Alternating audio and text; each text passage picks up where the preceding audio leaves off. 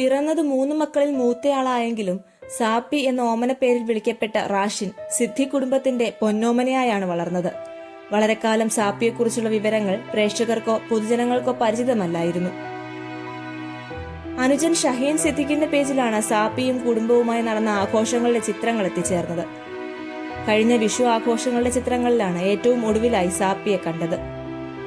ഭിന്നശേഷിക്കാരനായ സഹോദരനെ തങ്ങൾ പൊന്നുപോലെയാണ് നോക്കുന്നതെന്ന് അനുജൻ ഷഹീൻ പറഞ്ഞിരുന്നു. കഴിഞ്ഞ നവംബറിൽ സാപ്പിയുടെ ജന്മദിനം ഒരു റെസ്റ്റോറന്റിൽ വെച്ചായിരുന്നു ആഘോഷിച്ചത്.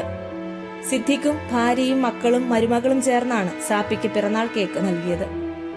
റാഷിന്റെയും ഷഹീനിന്റെയും മാതാവ് അവരുടെ കുട്ടിക്കാലത്ത് മരണപ്പെട്ടിരുന്നു. ശേഷം അമ്മയുടെ സ്ഥാനത്തെത്തിയ സീനയും സാപ്പിയെ മകനായി വളർത്തി. അനുജത്തി ഫർഹീനും വല്യേട്ടൻ എന്നാൽ പ്രിയപ്പെട്ടവനായിരുന്നു.